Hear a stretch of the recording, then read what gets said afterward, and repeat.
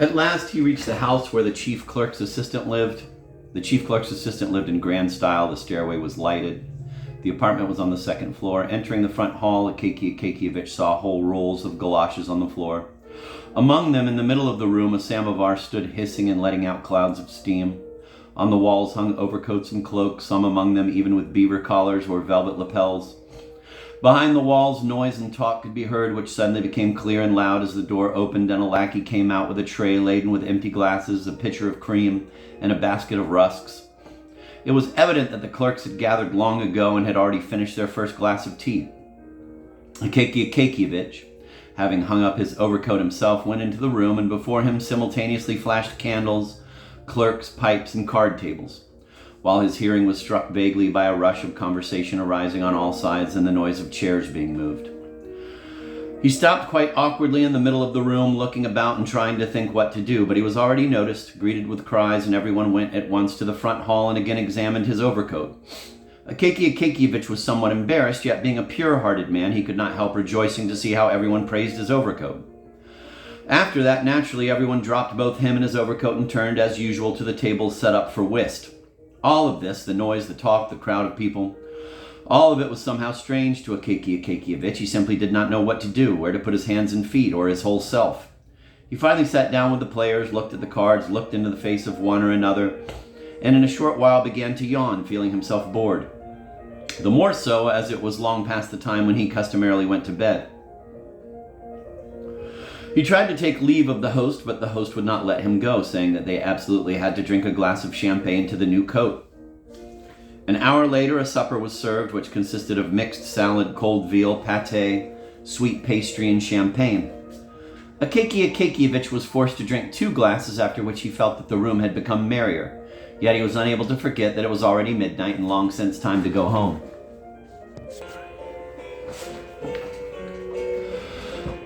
So that the host should not somehow decide to detain him, he quietly left the room, went to the front hall to find his overcoat, which he saw not without regret lying on the floor. Shook it, cleaned every feather off it, put it over his shoulders, went downstairs and outside. Outside it was still light. Some small goods shops, those permanent clubs for servants and various others, were open. Those that were closed still showed a stream of light the whole length of the door chink, indicating that they were not yet devoid of company and that the housemaids and servants were probably finishing their talks and discussions, while their masters were thrown into utter perplexity as to their whereabouts. Akakievich walked along in a merry state of mind, and suddenly ran for some unknown reason after some lady who passed by like lightning, every part of whose body was filled with extraordinary movement. However, he stopped straight away and again walked very slowly as before, marveling to himself at this sprightliness of unknown origin. Soon there stretched before him those deserted streets which even in the daytime are none too cheerful, much less in the evening. Now they had become still more desolate and solitary. Street lamps flashed less often. Evidently the supply of oil was smaller. There were wooden houses, fences, not a soul anywhere. Only snow glittered in the streets, and sleepy low hovels with closed shutters blackened mournfully. He approached a place where the street was intersected by an endless square that looked like a terrible desert, with houses barely visible on the other side.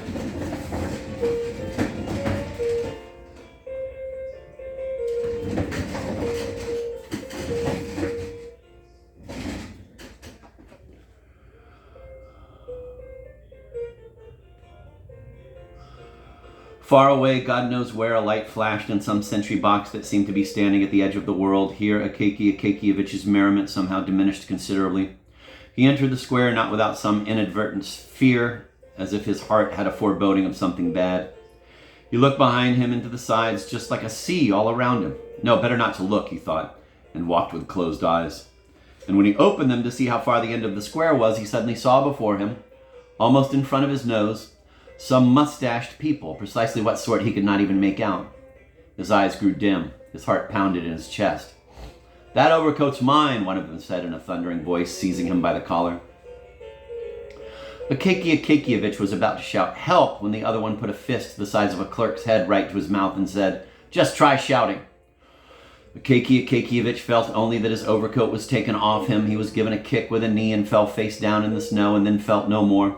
After a few minutes he came to his senses and got to his feet, but no one was there. He felt it was cold in the field and the overcoat was gone. He began to shout, but his voice seemed never to reach the ends of the square. In desperation, shouting constantly, he started running across the square straight to the sentry box, beside which stood an on-duty policeman leaning on his halberd, watching with apparent curiosity, desirous of knowing why the devil a man was running toward him from far away and shouting. Akakievich, running up to him, began shouting in a breathless voice that he had been asleep, not on watch, and had not seen how a man was being robbed. The policeman replied that he had seen nothing, that he had seen him being stopped by two men in the middle of the square, but had thought they were his friends, and that instead of denouncing him for no reason, he should go to the inspector tomorrow, and the inspector would find out who took the overcoat. Akakievich came running home in complete disorder. The hair that still grew in small quantities on his temples and the back of his head was completely disheveled. His side, chest, and trousers were covered with snow. The old woman, his landlady, hearing a terrible knocking at the door, hastily jumped out of bed and ran with one shoe on to open it, holding her nightgown to her breast out of modesty. But when she opened the door, she stepped back, seeing what state Akakievich was in. When he told her what was the matter, she clasped her hands and said he must go straight to the superintendent, that the inspector would cheat him, make promises, and then lead him by the nose, and that it was best to go to the superintendent, that he was a man of her acquaintance, because Anna, the Finnish woman who used to work for her as a cook, had now got herself hired at the superintendent's as a nanny, and that she often saw him herself as he drove past their house, and that he also came to church every Sunday, prayed, and at the same time looked cheerfully at everyone, and therefore was by all tokens a good man. Having listened to this decision, Akakievich plodded sadly to his room, and how he spent the night we will leave to the judgment of those capable of entering at least somewhat into another man's predicament.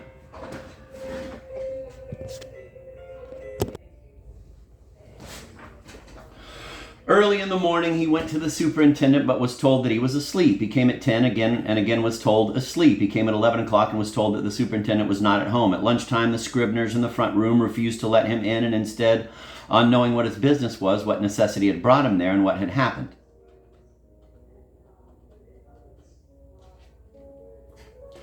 So that finally, for once in his life, Akakievich decided to show some character and said flatly that he had to see the superintendent himself in person, that they dared not refuse to admit him, that he had come from his department on official business, and that he would make a complaint about them, and they would see. The Scribners did not dare to say anything against that, and one of them sent to call the superintendent. The superintendent took the story about the theft of the overcoat somehow extremely strangely. Instead of paying attention to the main point of the case, he began to question Akakievich. Why was he coming home so late? And had he not stopped and spent some time in some indecent house? So that Akakievich was completely embarrassed and left him not knowing whether the case of his overcoat would take its proper course or not. He did not go to the office all that day, the only time in his life. The next day he arrived all pale and in his housecoat, which now looked still more lamentable. Though some of the clerks did not miss their chance to laugh at Akakievich even then, still the story of the theft of the overcoat moved many. They decided straight away to take up a collection for him, but they collected a mere trifle because the clerks had already spent a lot, having subscribed to a portrait of the director and to some book at the suggestion of the section chief, who was a friend of the author, and so the sum turned out to be quite trifling. One of them, moved by compassion, decided at least to help Akakievich with good advice, telling him not to go to the police because, though it might happen that a policeman, wishing to gain the approval of his superior, would somehow find the overcoat, still the overcoat would remain with the police unless he could present legal proofs that it belonged to him. And the best thing would be to address a certain important person, so that the important person, by writing and referring to the proper quarters, could get things done more successfully. No help for it. Akakievich decided to go to the important person. What precisely the post of the important person was, and in what it consisted, remains unknown. It should be realized that this certain important person had become an important person only recently. Until then had been an unimportant person.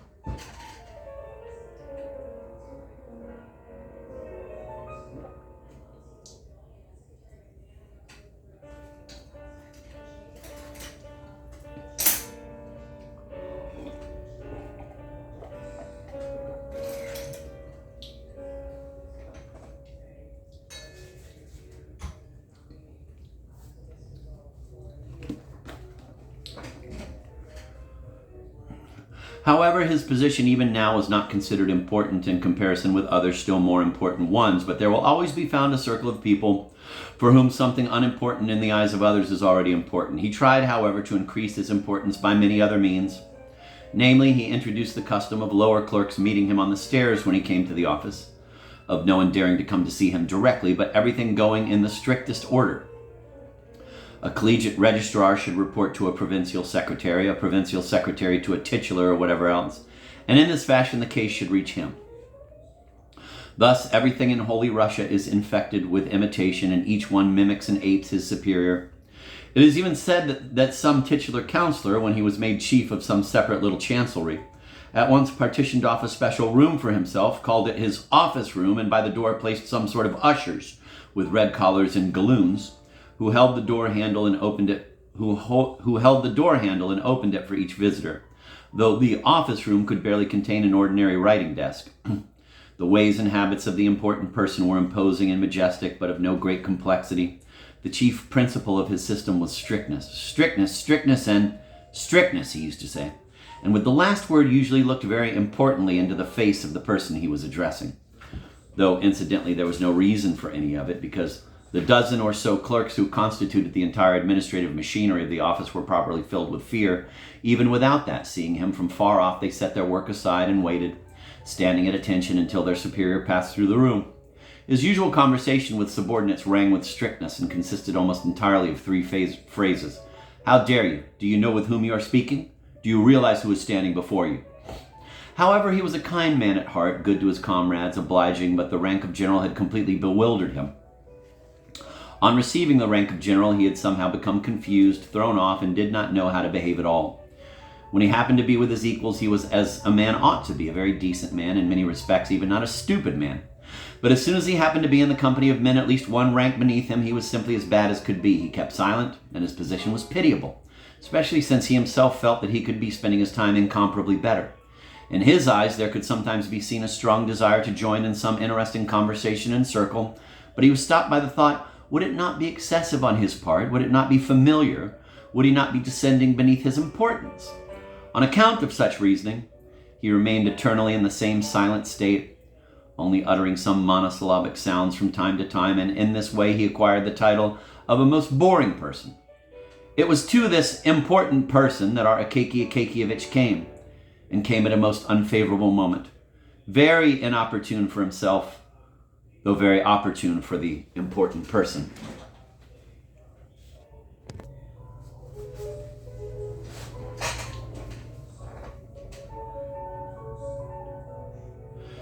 The important person was in his office and was talking away very, very merrily with a recently arrived old acquaintance and childhood friend, whom he had not seen for several years. Just then it was announced to him that a certain Bajmachkin was there. "Who's that?" he asked curtly.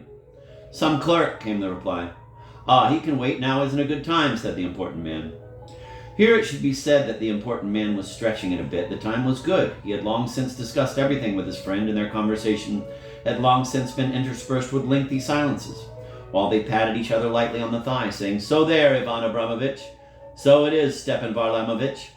But for all that, he nevertheless told the clerk to wait in order to show his friend, a man who had not been in the service and had been living for a long time on his country estate, what lengths of time clerk spent waiting in his anteroom. At last, having talked, or rather been silent his fill, and having smoked a cigar in an easy chair with a reclining back, at last he suddenly recollected, as it were, and said to his secretary, who stood in the doorway with papers for a report, "Ah, yes, it seems there's a clerk standing there. Tell him he may come in."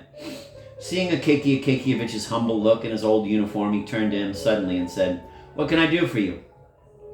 in a voice abrupt and firm, which he had purposely studied beforehand in his room, alone and in front of a mirror, a week prior to receiving his present post and the rank of general.